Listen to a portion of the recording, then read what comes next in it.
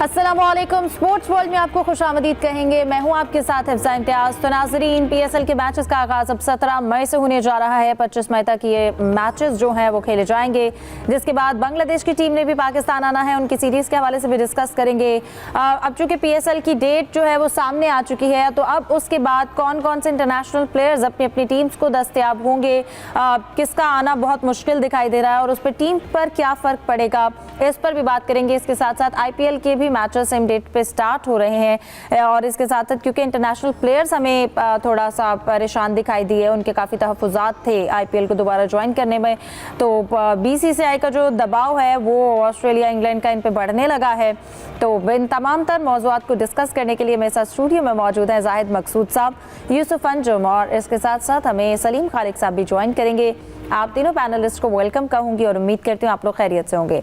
जाहिद साहब, आपकी जानिब आना चाहूँगी। अभी भी क्योंकि पिक्चर काफ़ी हद तक क्लियर नहीं है, कौन कौन से खिलाड़ी जो हैं वो अपनी टीम्स को ज्वाइन कर रहे हैं और किन खिलाड़ियों की जानिब से अब तक कन्फर्मेशन सामने आई है अपनी टीम्स को ज्वाइन करने के हवाले से? देखें, हम गुज़श्ता रोज़ भी जिक्र कर चुके हैं, प्रोग्राम जारी था जब स्केड्यूल बाकायदा अनाउंस हुआ था, क्योंकि 3 मैचेस जो हैं इब्तदाई वो रावलपिंडी को दिए गए हैं। एक दिन जो है वो डे मैच भी होगा, फिर शाम का मैच होगा और बाकी 5 मैचेस जो हैं लाहौर में होंगे। और जैसा आपने ख़ुद कहा है कि अभी तक ये बिल्कुल पिक्चर 100% क्लियर नहीं है कि कौन सा प्लेयर आ रहा है या नहीं आ रहा। अलबत्ते खुशकुन है कि डेविड वार्नर तो कल कह चुके थे मैं जाऊंगा कराची किंग्स की क़यादत करने के लिए, जबकि एलेक्स हेल्स जिन्होंने अपने लेट या ताख़ीर से आने के लिए इस्लामाबाद यूनाइटेड के साथ मुआहदा किया था, आज उन्होंने भी एक ट्वीट किया कि उन्होंने जब पीएसएल स्टार्ट की तो उनकी इब्तदाई टीम इस्लामाबाद यूनाइटेड थी, वो फ़ख्र महसूस करते हैं, खुशी के साथ बता रहे हैं, तो आएँगे और टीम की तरफ से खेलेंगे। तो अब देखना ये है कि चंद दिनों में 1-2 दिन में वाज़ेह हो जाएगा कौन कौन सा गैर मुल्की प्लेयर आता है और कौन सा जो है अभी नहीं आ सकता अपनी मसरूफियात की वजह से। अभी तक जो मीडिया इतलात हैं उनके मुताबिक लगता है कि ऑस्ट्रेलिया और न्यूजीलैंड के प्लेयर्स का आना कदरे मुश्किल होगा। फिर बांग्लादेश के रिशाद हुसैन जो है वो लाहौर कलंदर्स की तरफ से खेलते हैं। नाहिद राना जो उनके फास्ट बॉलर हैं पेशावर ज़ल्मी में है, क्योंकि बांग्लादेश अपनी T20 स्क्वाड का ऐलान कर चुका है जो उन्होंने इब्तदाई 2 मैचेस खेलने हैं यूएई में, यूएई के ख़िलाफ़। फिर उनकी टीम पाकिस्तान में आएगी तो बज़ाहिर लगता है उनका भी आना मुश्किल होगा। तो गैर की मुल्की प्लेयर्स किस हद तक आते हैं या कितना कम्बिनेशन मुतासर होता है, तो इस मौके पे क्योंकि एक गैप आ गया जिसका हम बार बार जिक्र करते हैं, भारत की कहना चाहिए जंगी जुनून, उस गैप की वजह से अब टीमें किस हद तक रिप्लेसमेंट पे अमल करती हैं और किस हद तक कर सकती हैं उन प्लेयर्स को, इस पर थोड़ा सा टाइम भी लगेगा और कुछ दिन भी लगेंगे।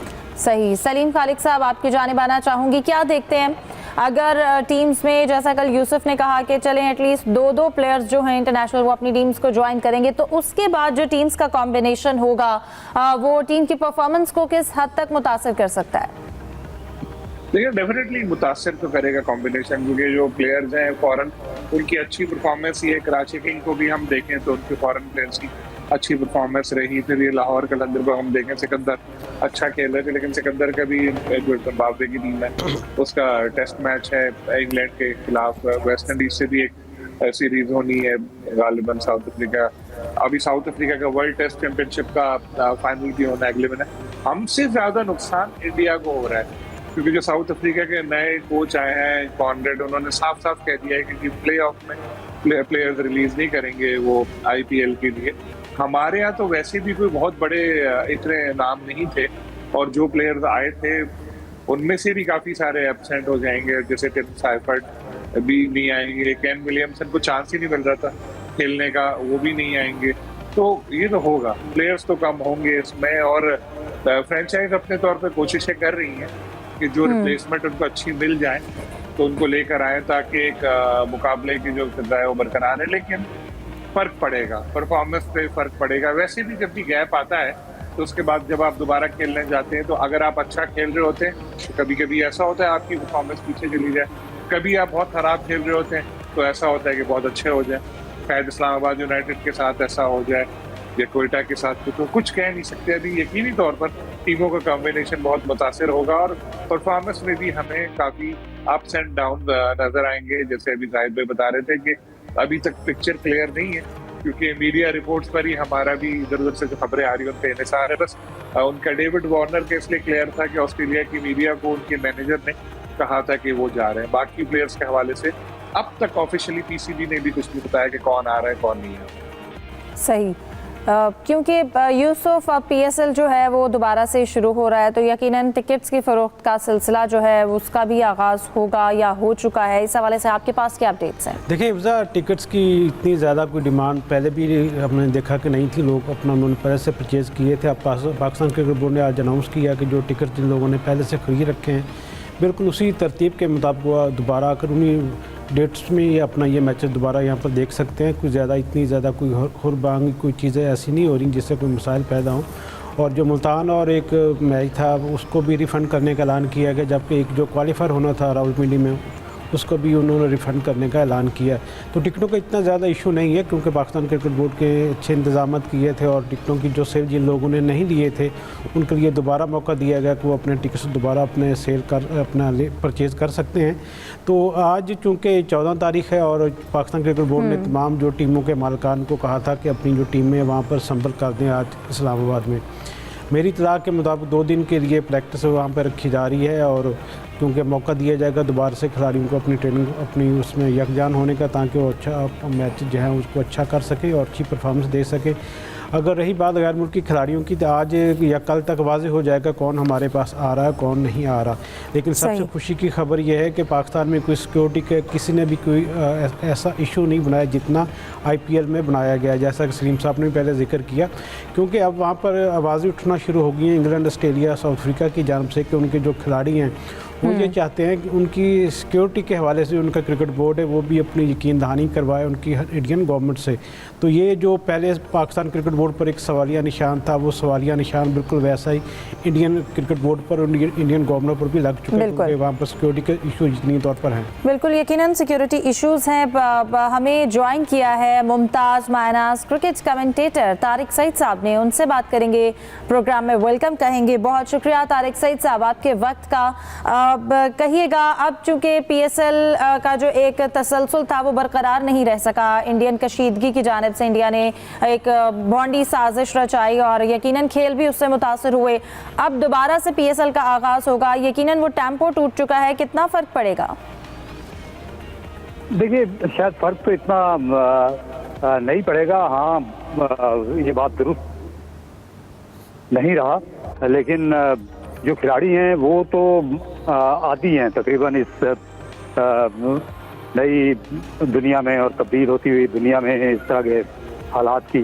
तो मेरा ख्याल है कि दिलचस्पी जो है बहुत ज़्यादा बढ़ेगी, ख़ासतौर पर पिछले जो एक हफ्ते के वाक़यात हैं उस बाद जो अवामी दिलचस्पी है वो अब और ज़्यादा बढ़ेगी। लोग और ज़ौक़ शौक़ और जोश के साथ बढ़ चढ़ के स्टेडियम्स में आएंगे, खिलाड़ियों का हौसला बढ़ाएंगे, पाकिस्तान का हौसला बढ़ाएंगे।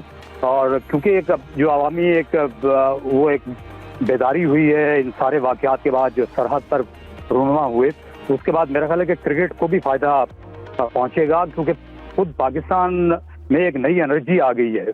और मैं समझता हूं कि वो जो एक बेदारी सी एक छाई हुई वो ख़त्म हो गई है। लोगों को एक नई उम्मीद मिली है इस सारे मामले से। बिल्कुल यकीनन लोगों में एक नई उम्मीद है, एक जोश और जज्बा भी है, जिस तरह से बल्कि इंडिया को जवाब भी दिया गया और फिर दोबारा से खेलों का सिलसिला जो है वो शुरू हुआ, यकीनन एक जोश और जज्बा पाया जाता है। अगर हम PSL की बात करें तो अभी एक ये भी सवालिया निशान है कि जो गैर मुल्की खिलाड़ी हैं वो वापस आते हैं क्या? जो अभी टीम्स में मौजूद थे वो तमाम तर खिलाड़ी वापस आएंगे या नहीं वापस आएंगे? उनकी शमूलियत के हवाले से क्या कहेंगे और अगर उनके ना आने पर टीम्स में कितना असर पड़ेगा? देखिए अभी तक की जो इत्तलात हैं उसमें कुछ खिलाड़ी तो आ रहे हैं शायद, जिस तरह वो कराची किंग्स के कप्तान है डेविड वार्नर, उनने दिलचस्पी दिखाई है कि वो वापस आना चाहते हैं। वैसे भी कराची की टीम जो है वो बेहतर पोजीशन में है और वो चैंपियन भी बन सकते हैं, फाइनल खेल सकते हैं। इस तरह कुछ श्रीलंकन खिलाड़ियों के मुतालिक भी इत्तलात थी कि शायद कोयटा ग्लैडिएटर्स को उनकी खिदमत मिल जाएंगी। कौशल जो कि उनके विकेट कीपर बैट्समैन थे, जो कौशल मेंडेस हैं, उनके बारे में आज की अखबारी इत्तलात है कि वो वापस आ रहे हैं।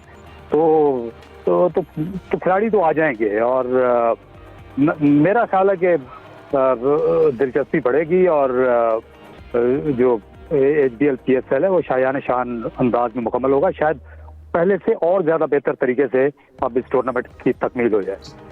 तारिक सैयद साहब कहिएगा, आगे PSL 10 का जो अभी तक पॉइंट्स टेबल है हम देख रहे हैं स्टिल ओपन है। कोयटा ग्लैडिएटर्स के अलावा बाकी जो टीम्स हैं, हमें मुल्तान सुल्तान्स तो कह लें कि अब सिर्फ एक अपना मैच रस्मी तौर पर खेलेगी, लेकिन उनका वो इवेंट से बाहर है। लेकिन जो बाकी टीम्स हैं, आपको उनके हवाले से क्या कहेंगे? कोयटा के अलावा और बाकी कौन सी 3 टीम्स आपको प्ले ऑफ में नजर आ रही हैं? देखिए, बाकी जो तीनों टीमें हैं उनका तकरीबन तीनों का ही फैसला होना बाकी है। तो कुछ भी हो सकता है। कराची के 2 मैचेस बाकी हैं, 2 में से 1 उनके लिए जीतना ज़रूरी होगा। और जो इस तरह पेशावर ज़ल्मी है उनको भी आगे बढ़ने के लिए दोनों मैचेस जीतना है, अपनी रन रेट को भी बेहतर करना है। और लाहौर का 1 मैच बाकी रह गया है, और क्योंकि 2 मैचेस जो हैं उनकी बारिश से मुतासिर हुए थे और खुद उस वजह से ये टीम भी थोड़ी सी दबाव में नजर आती है।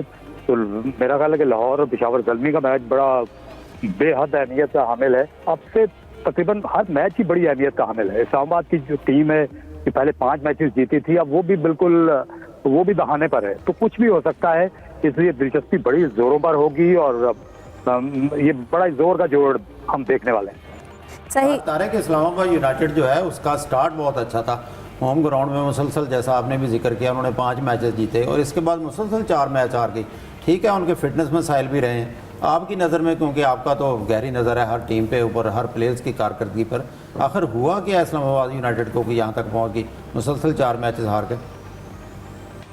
देखिए, एक शायद थोड़ा सा कंप्लेसेंट हो गए थे 5 फुतुहात के बाद, और वो जो इनकी विनिंग स्ट्रीक थी वो रिकॉर्ड बन गया था 10 मैचों का, क्योंकि ये 5 पिछले टूर्नामेंट में भी आखिरी मुसलसल जीते थे। तो एक तो थोड़ी सी सहल पसंदी का भी शायद उनसर आ गया, और फिर ये अपनी टीम में ये गलती कर रहे थे। ये रोजे अव्वल से ही बहुत ज़्यादा तब्दीलियां करते चले आ रहे थे, और एक मैच में तो इन्होंने आधी टीम तकरीबन 5 खिलाड़ी तब्दील कर दिए थे।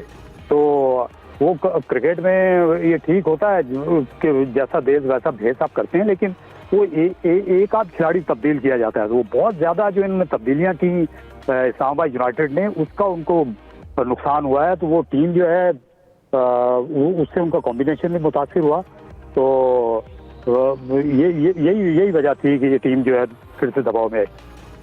सही फैसला देखते हैं इस्लामाबाद यूनाइटेड के जो कोच हैं उनको हेड कोच लगा दिया पाकिस्तान क्रिकेट टीम का। ये तो अच्छा फैसला है, क्योंकि माइक हेसन जो हैं वो मॉडर्न डे कोचेज में उनका एक अपना मकाम है।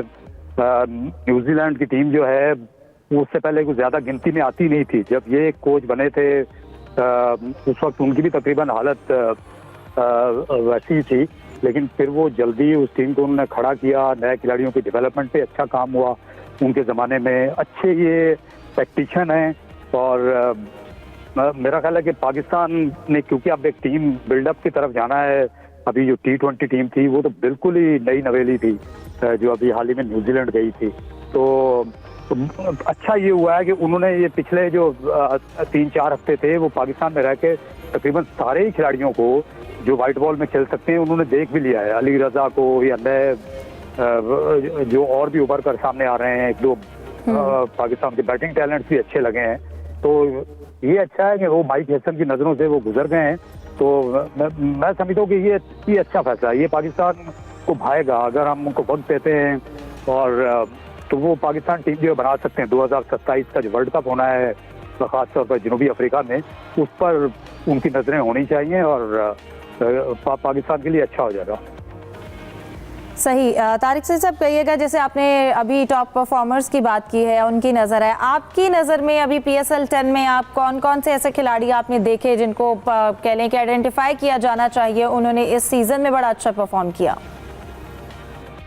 देखिए, इस सीज़न में जो पुराने खिलाड़ी थे उनके मुतालिक तो हम सब जानते ही हैं, लेकिन सबसे जो खुशाइंद बात है कि वो बैटिंग और बॉलिंग दोनों में, पेस बॉलिंग में और जो बैटिंग है, इसमें दोनों में ही जो नए टैलेंट की झलक है वो हमने वो देखी है। और अली रजा वो अंडर-19 से आए थे, लेकिन पेशावर ज़ल्मी के लिए आके वो चमक गए हैं। उन्होंने काफ़ी बड़े बड़े इंटरनेशनल बल्लेबाजों को आउट किया है इस हालिया PSL के सीज़न में।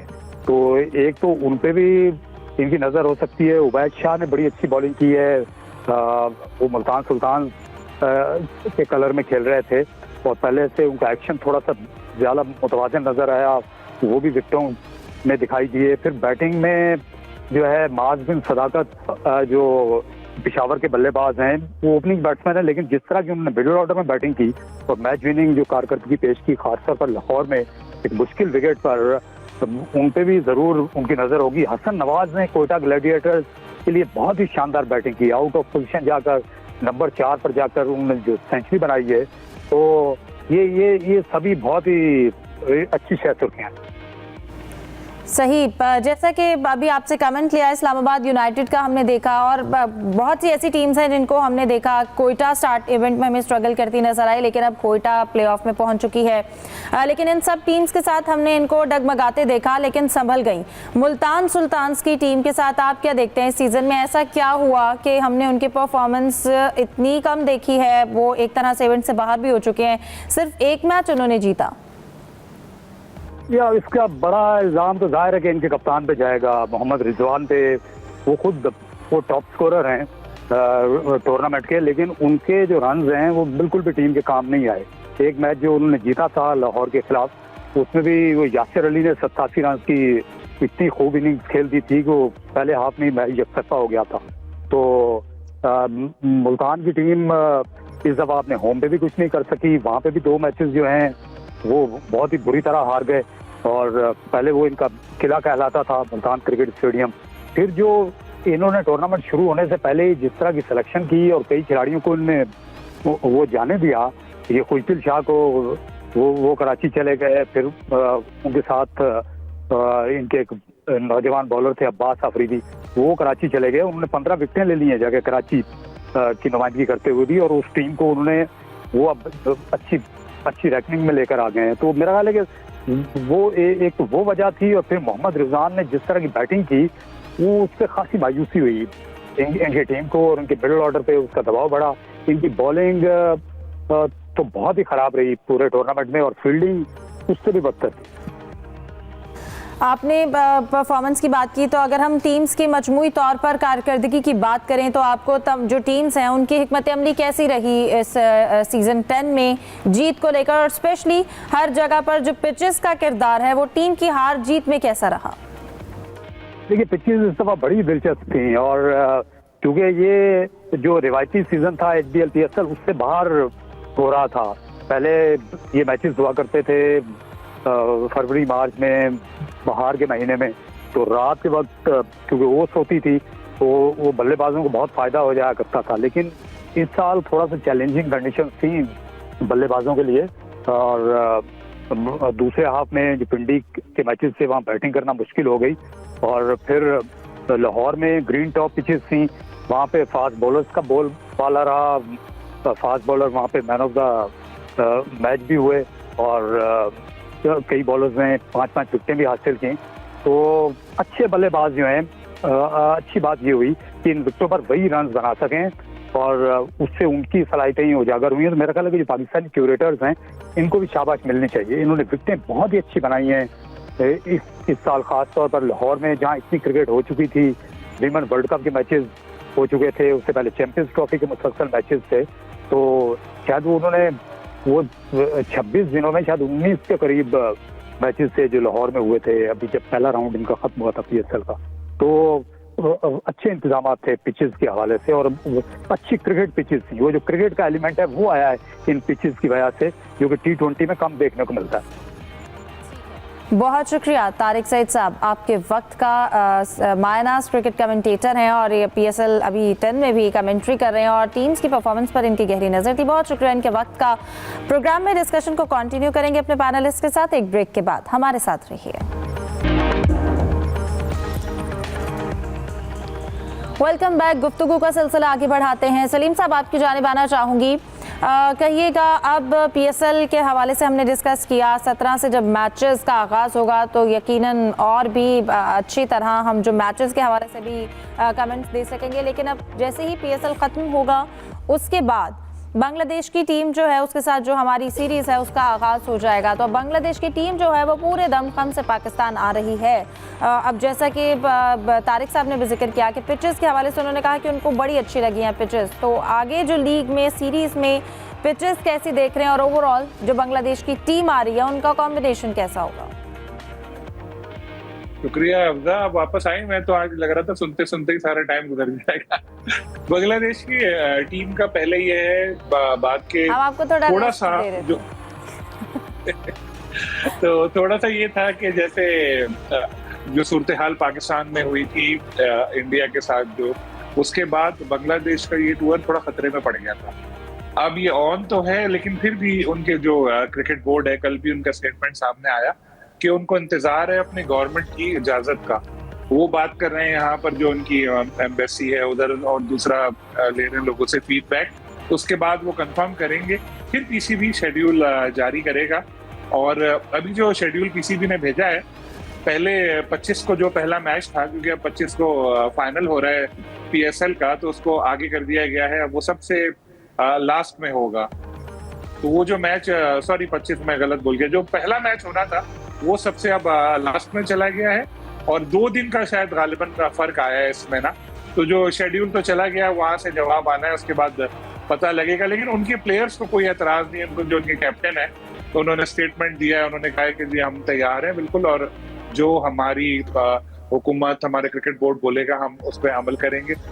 दूसरा आपने पिचेस का बोला, तो जो बैटिंग पिचेस बनाने का इरादा है, और ऐसा लग रहा है कि अगर अच्छा परफॉर्म किया हमारी टीम ने भी और उन्होंने भी, तो बड़े स्कोर्स देखने को मिलेंगे। सलीम साहब, क्योंकि अभी आपसे इस हवाले से कमेंट ले रहे हैं, तो उनके जो T20 कप्तान हैं उन लिटन दास को अब जो है वो मुकर्रर किया गया है, इसके साथ शॉन टेट को उनका फास्ट बॉलिंग कोच मुकर्रर किया गया है, तो इन चेंजेस के हवाले से आप क्या कहेंगे? देखिए, उनके पास ऑप्शंस कम थे। लिटन दास की जो अपनी परफॉर्मेंस है वो बहुत खराब है और बड़ा क्रिटिसिज्म हो रहा है उनको कैप्टन को बनाने के बाद। वहां पर काफी तनकीद हो रही है, लोग बोल रहे हैं कि जो बंदा खुद परफॉर्म नहीं कर रहा उसको कैप्टन बना दिया। लेकिन शायद उनके पास ऑप्शन कम थे। क्या थे, उन्होंने ये सोचते हुए किया है। वो खुद जो उन्होंने प्रेस कॉन्फ्रेंस की उसमें उन्होंने बोला कि जी तवील अरसे के लिए क़यादत सौंपनी चाहिए, क्योंकि जो भी कैप्टन आता है वो यही चाहता है कि उसको लंबा टाइम मिले। तो अब उनके लिए भी बड़ा एक इम्तिहान है कि आके किस तरह से वो परफॉर्म करते हैं। और जो जिस तरह आपने फास्ट बॉलिंग कोच की बात की, कंटेंट वो अच्छा एज अ कोच परफॉर्म करते रहे, और उन्होंने मतलब जिस तरह से अपने बॉलर्स वगैरह को तैयार किया है पाकिस्तान में भी इधर उधर भी, तो उनका एक एज अ कोच नाम उनका बना हुआ है। पहले कहा जाता था कि बांग्लादेश में फास्ट बॉलर नहीं आते, लेकिन कुछ अरसे में हमने देखा है कि बांग्लादेश के फास्ट बॉलर भी अच्छा परफॉर्म कर रहे हैं, मुस्तफीज, नाहिद। तो अब हमें नजर आ रहा है वहाँ पे फास्ट बॉलिंग का भी टैलेंट नजर आ रहा है। तो अगर उनको अच्छा एक रहनुमा मिले तो उनके लिए लॉन्ग टर्म में जाके आगे जाके ये चीज फायदेमंद साबित हो सकती है। अब हमें ये भी देखना होगा हमारे सेलेक्टर्स कैसी टीम सेलेक्ट करते हैं।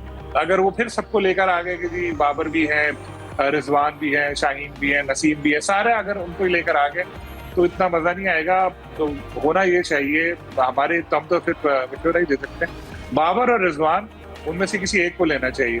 इस सीरीज में तो दोनों को भी आप रेस्ट दे सकते हैं। और जो नए लड़के हैं, कोई अगर नजर आ रहा है ऐसा, तो उसको बिल्कुल आजमाएं।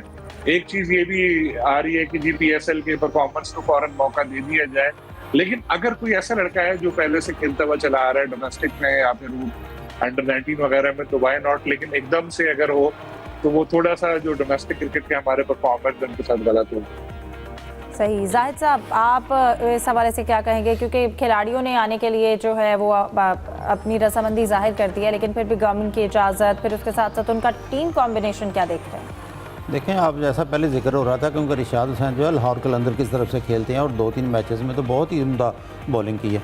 वो बांग्लादेश के टेस्ट स्क्वाड में शामिल हैं T20 में। फिर नाहिद राना जो पेशावर ज़ल्मी की तरफ से बड़े उभरते हुए उनके बड़े अच्छे फास्ट बॉलर हैं, और लगता नहीं है कि दोनों आए, क्योंकि टीम ने UAE में चले जाना है, वहाँ T20 खेलने हैं, फिर उन्होंने पाकिस्तान में आना। तो एक कम्बिनेशन को बांग्लादेश भी उस प्रोसेस से गुजर रहा है। शॉन टेट को अभी उन्होंने फास्ट बॉलिंग कोच बनाया, जो world cup winning team Australia के उसके मेंबर थे, वो कोच रहे हैं। डिफरेंट लीग्स में भी उनका काफ़ी एक्सपीरियंस है। तो इस वक्त भी वो इसी मरहले से गुजर रहे हैं, क्योंकि कुछ अर्सा पहले जब नज़मुल हसन शंतु को उन्होंने बता दिया था कि उनको कप्तानी से हटाया जा रहा है, तो उन्होंने रिज़ाइन दे दिया था। तो बांग्लादेश को एक्स्ट्रा मैचेस दिए गए थे, क्योंकि आगे T20 की भरमार है। जहाँ तक PSL का आप जिक्र कर रही हैं तो PSL में यकीनी तौर पर टीमों को फ़र्क पड़ना है। ज़ल्मी जो टीम है उसका, क्योंकि मिचेल ओवन जो थे उनका पहले एग्रीमेंट हो चुका था इंडियन प्रीमियर लीग के साथ, और पेशावर ज़ल्मी ने एक प्रेस रिलीज़ भी जारी किया जिसमें उन्होंने कहा कि कॉन्ट्रैक्ट की खिलाफवर्जी नहीं की मिचेल ओवन ने, क्योंकि उन्होंने पहले बता दिया था कि वो जो है बाद के मैचों में दस्तयाब नहीं होंगे, प्ले ऑफ मैचेस खेलने के लिए IPL रवाना हो जाएंगे। लेकिन टीमों को फ़र्क पड़ेगा ज़रूर, लेकिन अभी तक क्योंकि कबल अज़ वक्त है ये कहना कि कौन सी टीम प्ले ऑफ में जाएगी, कौन सा प्लेयर आता है नहीं आता है। अलबत्ता मैं अगर अपनी राय दूँ, मुझे पता नहीं क्यों छठी एस कह रही है कि ज़ल्मी इसमें से आना ज़ल्मी का मुश्किल हो जाएगा, और बाकी जो है क्योंकि मुल्तान सुल्तान पहले बाहर हो चुकी हैं और दीगर 4 टीमें प्ले ऑफ मरहले में पहुंच जाएंगी। ठीक है यूसुफ, आप क्या कहेंगे इस हवाले से? मेहदी हसन के हवाले से भी उनको ऊपर जो रैंकिंग है ICC की वो सामने आई है, प्लेयर ऑफ द मंथ का एजाज़ ले चुके हैं। फिर उसके बाद लिटन दास की क़यादत में आप बांग्लादेश को कैसे देख रहे हैं? देखें हिफ्ज़ा, लिटन दास भी PSL का हिस्सा थे, वो कराची किंग की टीम में शामिल थे, लेकिन ट्रेनिंग के दौरान उनकी उंगली पर चोट लगी जिसके बाद वो PSL से बाहर हो गए, अगर वरना वो भी यहाँ पर हमें खेलते हुए दिखाई देते। लिटन दास पहली बार कप्तानी नहीं करेंगे, इससे पहले वो एक टेस्ट मैच में कप्तानी फरीज़ा अंजाम दे चुके हैं, वनडेज़ में भी दे चुके हैं, जबकि 4 T20 मैचेस भी बतौर कप्तान उनके नाम है। तो पाकिस्तान के खिलाफ यकीनी तौर पर वो पहली बार यहाँ पर कप्तानी करते हुए नज़र आएंगे। बाकी जहाँ तक ये इश्यूज़ थे कि अपना जो एम्बेसीज़ वगैरह से क्लियरेंस दरकार होगी, तो मेरे ख्याल में ऐसी अब चीज़ें ख़त्म हो गई और बांग्लादेश की टीम स्ट्रेट फॉरवर्ड ही पाकिस्तान का दौरा करेगी। उससे पहले उन्होंने शारजा में 2 मैचेस खेलते हैं, जिसके बाद वो यहाँ पर आएंगे। गालिबन 26 तारीख को वो पाकिस्तान में लैंड करेंगे, और उसके बाद जो जिस तरह पहले कहा जा रहा था कि थोड़ा सा रद्द-बदल होगा यकीनी तौर पर प्रोग्राम मैचेस के, उसमें होने के बाद ये सीरीज़ होगी। और खुशी की बात ये कि जो कज़ाफ़ी स्टेडियम है जहाँ की पिचेस के बारे में कहा जा रहा है कि ज़रा बेहतर पिचेस हैं, वहाँ पर 3 मैचेस खेले जाएंगे, जबकि 2 फैसलाबाद में रखे गए हैं जहाँ पर 18 साल के बाद नेशनल क्रिकेट आबाद होगी। मजमूई तौर पर एक अच्छा कम्बिनेशन दिखाई दे रहा है। मेहदी हसन का जैसे कि आपने जिक्र भी किया कि उन्होंने ICC रैंकिंग में भी अपना प्लेयर ऑफ द मंथ भी उनको करार दिया गया है, तो एक अच्छा मुकाबला नज़र आएगा। और जहाँ तक बात की सलीम साहब ने कि रिजवान और बाबर आजम में से दोनों में से किसी एक को लिया जाए, मुझे तो सलीम साहब लगता है कि दोनों ही बाहर होंगे, क्योंकि पाकिस्तान क्रिकेट बोर्ड अब ये फैसला कर चुका है कि जितने यंगस्टर उनके साथ कैरी करने की ज़रूरत है। और चूँकि माइक हैसन अब पहली बार पाकिस्तान टीम के साथ बतौर हेड कोच यहाँ पर आए हैं, तो अगर उनके काम में मुदाखलत नहीं की जाती, अगर वो जिस तरह उन्होंने चीज़ों को लेकर चले हैं जिसमें ज़्यादातर उनका जो फोकस रहा है वो यंगस्टर के साथ ही रहा है, तो मेरे ख्याल में बाबर आजम और रिजवान दोनों ही इस्तीफा खिलाड़ियों को डेब्यू का मौका मिलेगा बांग्लादेश का। क्योंकि हम टॉपिक अगर क्लोज करते हैं जाते जाते, सलीम साहब आप इस पर कमेंट कीजिएगा, तमीम इकबाल की जो टीम में शमूलियत है उसकी कंफर्मेशन क्या है, और अगर वो नहीं होते तो टीम उनकी कमी कितना महसूस करेगी? तमीम इकबाल जी, वो तो है ही नहीं, तमीम इकबाल तो वो टीम छोड़ नहीं है, चुके टीम हैं। अनाउंस हो चुकी है। ठीक है, बिल्कुल मैंने वही आपसे पूछा है कि अगर वो नहीं है तो बांग्लादेश की टीम बैटिंग लाइनअप में उनकी कमी कितनी महसूस होगी? बिल्कुल कमी तो एक बड़ा प्लेयर है तो उसकी तो महसूस होती है। उन्होंने बड़ी खिदमात अंजाम दी अपने मुल्क के लिए, लेकिन फिर क्रिकेट छोड़ दी उन्होंने। वो खेल रहे हैं लेकिन डोमेस्टिक मैच में इनके साथ थोड़े पिछले दिनों इशू भी हुआ था, उनकी तबीयत भी खराब हुई थी। लेकिन अभी भी जो नए प्लेयर आ रहे हैं बांग्लादेश के, वो बिल्कुल हम ऐसा नहीं कह सकते कि एक बिल्कुल बहुत कमजोर टीम है। और पाकिस्तान आके तो हर कमजोर टीम भी तगड़ी बन जाती है। और इनको लिटन दास पहले कैप्टनसी करते थे, लेकिन मुस्तकिल कप्तान उनको अब बनाया गया है, तो इनके ऊपर एक भारी जिम्मेदारी अब यूं है कि उनकी अपनी परफॉर्मेंस 0 है, तो इस चीज से एक डबल प्रेशर उनके ऊपर होगा। अब हमें ये भी देखना होगा कि हमारे जो सेलेक्टर्स हैं वो कैसी टीम सेलेक्ट करते हैं, कि जैसे यूसुफ साहब बता रहे हैं दोनों ही नहीं होंगे इस सीरीज में, तो बहुत अच्छा करेंगे अगर दोनों पे नहीं रखे, क्योंकि फिर बांग्लादेश के खिलाफ खिलाएंगे यहाँ पे, फिर लंबी लंबी शराकतें और बड़े बड़े स्कोर होंगे, फिर दोबारा से वही हम लोग कहने लगेंगे किंग ये वो, फिर मुस्तकिल खिलाने लगेंगे। तो जहाँ जरूरत हो वहाँ बिल्कुल आप खिलाएं, लेकिन बिल्कुल। और हम देखेंगे माइक हैसन की कोचिंग में टीम की सिलेक्शन कैसी होगी, और उम्मीद करते हैं कि बांग्लादेश को जो है वो हम उनके साथ सीरीज जो है पाकिस्तानी टीम जीत सके और अच्छी सिलेक्शन हो सके। जाहिद साहब, क्योंकि इंडियन मीडिया ने जंग की सूरत हाल में भी काफ़ी जो है इस तरह की खबरें फैलाई और एक टेंशन क्रिएट करने की कोशिश की, और इसके साथ साथ उनके अपने खिलाड़ी हैं वो भी अपनी मीडिया के ऊपर हमें बड़ा जो है वो गुस्सा करते हुए दिखाई देते हैं। अगर हम शामी की बात करें तो उस हवाले से आप क्या कहेंगे? इंडिया मीडिया हमेशा से तनकीद की जद में रहा है, चाहे उसे बाहर से लोग करेंगे उनके अपने। देखिए, हालिया दिनों में जो भारत ने जो जंगी सूरत हाल पैदा कर दी थी, इसमें सबसे ज़्यादा ये हुआ कि उनके मीडिया भी एक्सपोज हो गया, उनका सोशल मीडिया भी और उनका मेन मीडिया भी। क्योंकि सारी उन्होंने झूठी खबरें चलाई, अफवाहें चलाई। इसी के दौरान जो रोहित शर्मा, आपको याद होगा, टेस्ट क्रिकेट से रिटायर हो गए, फिर विराट कोहली रिटायर हो गए और गुज़श्ता दिनों उनके मीडिया ने यह खबर दे दी कि मोहम्मद शामी टेस्ट क्रिकेट से रिटायर हो रहे हैं। वो पहले भरे हुए थे मोहम्मद शामी गलत खबरें देख के जंग के हवाले से, तो उन्होंने कहा खुदा के लिए अपनी जॉब का फिक्र करें, हमारे कैरियर से मत खेलें और सच्ची खबरें दिया करें। ना मैंने अनाउंस किया, ना मैंने अपना सोचा, सारा ना ही गुस्सा मैं जो जाना है वो चाहता हूं। अपनी ये खबर सुन के उस पर उतार दिया मीडिया का। बहरहाल आज के प्रोग्राम का वक्त खत्म हो जाता है। तमाम पैनलिस्ट का बहुत शुक्रिया। अल्लाह हाफ़िज़।